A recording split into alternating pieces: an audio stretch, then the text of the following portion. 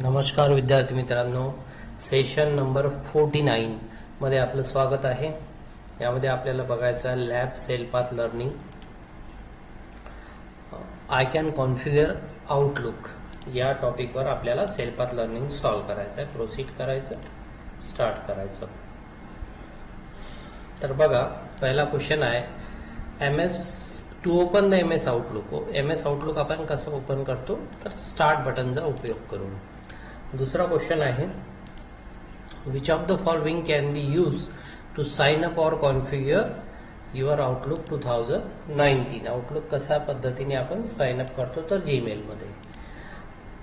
तिसरा क्वेश्चन आहे the computer personal in charge और system admin can configure Outlook using advance option manually set the few rules. तर हे बरोबर आहे। त्यानंतर चौथा क्वेश्चन आहे the navigation pane can be found at the bottom of the folder pane. तर navigation pane हे बॉटमला असते का, तर ट्रू आहे, याचा आन्सर बरोबर आहे। पाचवा क्वेश्चन आहे the button on the bottom of the folder pane help you to between various Outlook module. तर याचा आन्सर आहे स्विच करता येते आपल्याला, म्हणजे बदलवता येते। एस करायचं। तर आपलं सेल पाथ लर्निंग झालेलं आहे। आता आपल्याला बघायचं आहे नॉलेज चेक।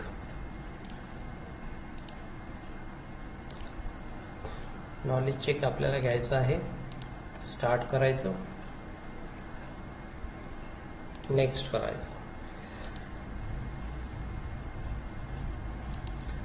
पहिला क्वेश्चन आहे माऊस खालील बाजूस किंवा आणि कीबोर्डच्या समोर ठेवणे ही माऊस वापरण्याची योग्य पद्धत आहे।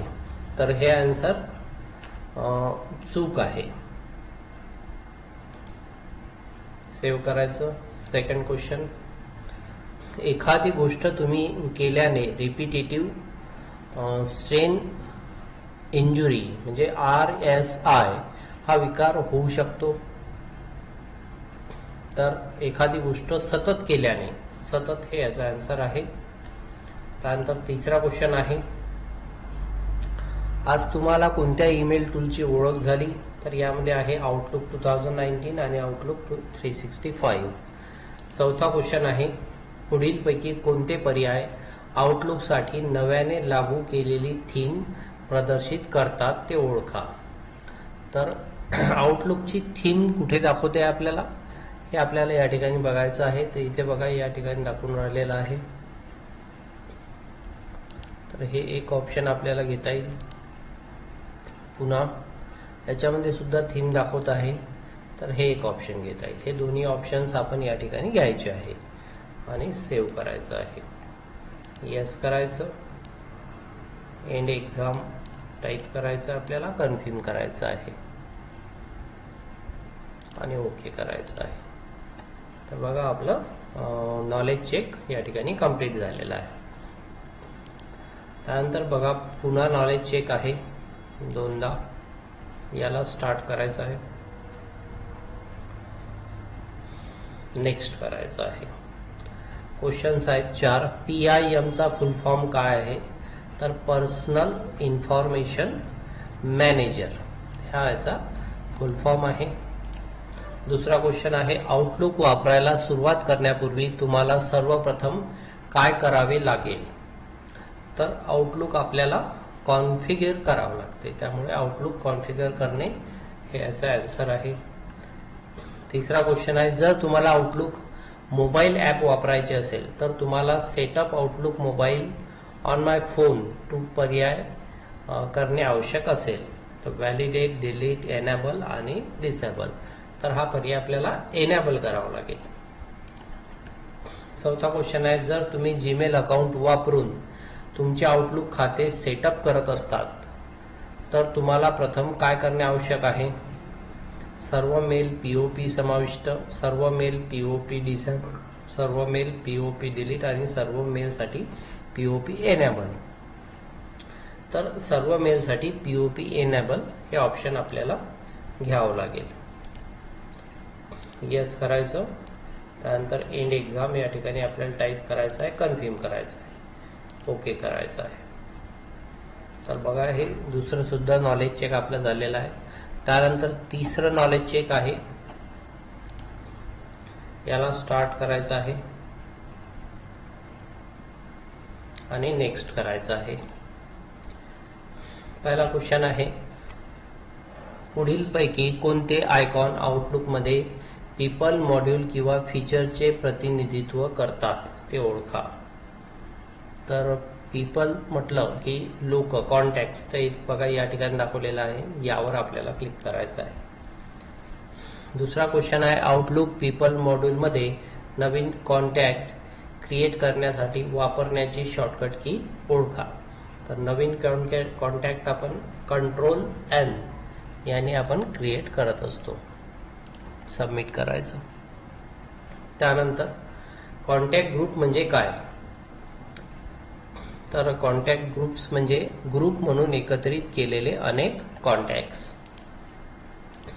चौथा क्वेश्चन आहे, जेव्हा तुम्ही एका कॉन्टॅक्ट ग्रुपला ईमेल पाठवता तेव्हा काय होते?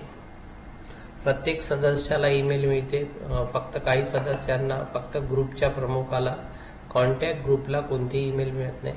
तर यातलं पहिलं ऑप्शन हे बरोबर आहे, प्रत्येक सदस्याला ईमेल मिळते. त्यानंतर येस करायचं. एंड एक्झाम आपल्याला इथे टाईप करायचं आहे, कन्फर्म करायचं आहे.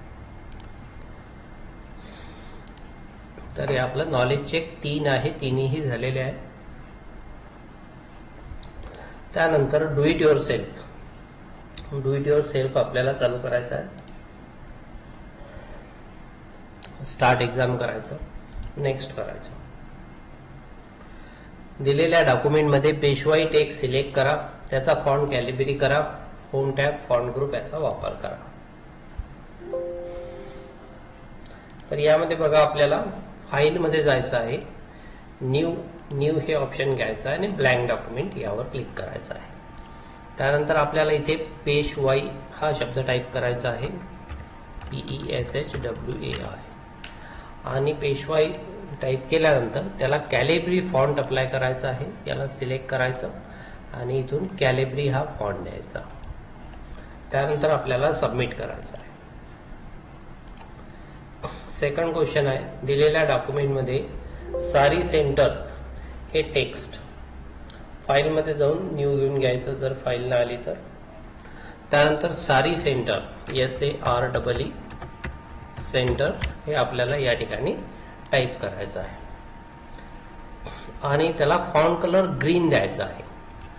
याला सिलेक्ट करायचं आणि फॉन्ट कलर ग्रीन द्यायचा आहे, हा ग्रीन कलर. त्यानंतर आपल्याला सबमिट करायचं आहे.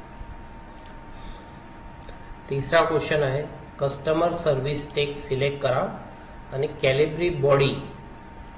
तर कस्टमर सर्व्हिस टेक्स्ट आहे इथे, याला सिलेक्ट करायचं आहे आणि या ठिकाणून आपल्याला कॅलिब्री हा फॉन्ट द्यायचा आहे. त्यानंतर सबमिट करायचं आहे. चौथा क्वेश्चन आहे, दिलेल्या डॉक्युमेंटमध्ये पंकज टेक्सटाईल सिलेक्ट करा आणि फॉन्ट सेंचुरी आणि फॉन्ट साईज 14 करा. तर इथे आपल्याला खाली यायचं आहे, इथून पंकज टेक्सटाईल हे पूर्ण टेक्स्ट सिलेक्ट करायचं आहे आणि त्यानंतर आपल्याला फॉन्ट द्यायचा आहे सेंचुरी. या ठिकाणी क्लिक करून आपल्याला सीच्या लाईनमध्ये सेंचुरी हा फॉन्ट बघावा लागेल. इथे बघा सेंचुरी हा फॉन्ट आहे, सेंचुरी फॉन्ट घ्यायचा आहे आणि फॉन्ट साईज इथून 14 घ्यायचा आहे. 14 हा फॉन्ट साईज इथे घ्यायचा आहे. त्यानंतर सबमिट करायचं. पाचवा क्वेश्चन आहे, दिलेल्या डॉक्युमेंटमध्ये low sugar sweet text select करा. तर इथे बघा लो शुगर स्वीट हे टेक्स्ट आहे आणि त्याला एरियल ब्लॅक हा फॉन्ट द्यायचा आहे. या ठिकाणी जायचं आहे आणि एरियल ब्लॅक हा फॉन्ट घ्यायचा आहे. त्यानंतर याला सबमिट करायचं आहे. ओके, एस करायचं. त्यानंतर एंड एक्झाम टाईप करायचं, कन्फर्म करायचं, ओके करायचं. त्यानंतर आपल्याला सिम्युलेशन. तर बघा विद्यार्थ्यांना आता आपल्याला सिम्युलेशन क्वेश्चन बघायचे आहे. स्टार्ट एक्झाम करायचं आणि स्टार्ट करायचं. तर आउटलुक तुम्हाला तुमची ईमेल बॅकग्राऊंड आकर्षक बनवण्यासाठी मदत करते. मायक्रोसॉफ्ट आउटलुकमध्ये तुमच्या ईमेलचा बॅकग्राऊंड ब्ल्यू काम थीम ॲड करा. तर फाईलमध्ये जायचं आहे, ऑप्शनमध्ये जायचं आहे, मेलवर क्लिक करायचं आहे. त्यानंतर तुम्हाला इथे स्टेशनरी अँड फॉन्ट या ऑप्शनवर क्लिक करायचं आहे. त्यानंतर इथे थीम आहे, थीमवर क्लिक करायचं आहे. त्यानंतर इथे ब्ल्यू काम हे ऑप्शन आहे, हे घ्यायचं आहे आणि त्यानंतर तुम्हाला ओके करायचं आहे. ओके करायचं आहे आणि ओके केल्यानंतर तुम्हाला सेव्ह करायचं.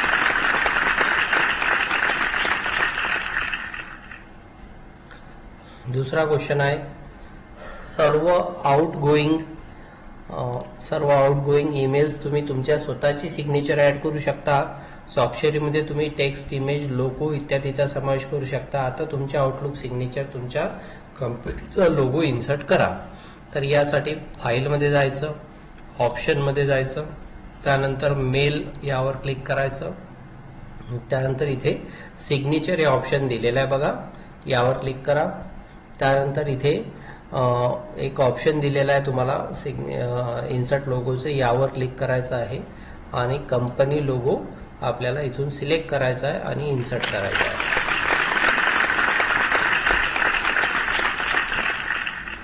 तर क्वेश्चन आपला झालेला आहे. एस करायचं, एंड एक्झाम करायचं आणि कन्फर्म करायचं. ओके. त्यानंतर सेशन कंप्लीशन टेस्ट हे आपण सॉल्व करणार.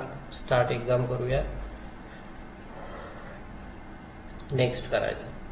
पहिला क्वेश्चन आहे, इंटरनेट ऍक्सेस करण्यासाठी सर्वात सामान्य मार्ग कोणता? तर यामध्ये आहे ISP, इंटरनेट सर्व्हिस प्रोव्हायडर. दुसरा क्वेश्चन आहे, कागदावर आउटपुट तयार करण्यासाठी प्रिंटर संगणकाशी जोडले जाऊ शकते. याचा आन्सर आहे बरोबर.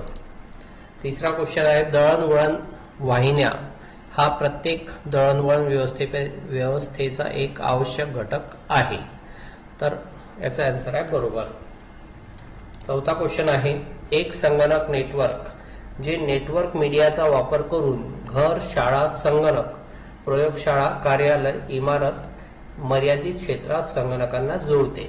तर याचं उत्तर आहे लॅन, लोकल एरिया नेटवर्क. हे याचा आन्सर आहे. सबमिट करायचं आहे, एंड एक्झाम करायचं आहे तुम्हाला आणि कन्फर्म करायचं आहे. ओके. तर हे तुमचं सेशन नंबर 49 कंप्लीट झालेलं आहे.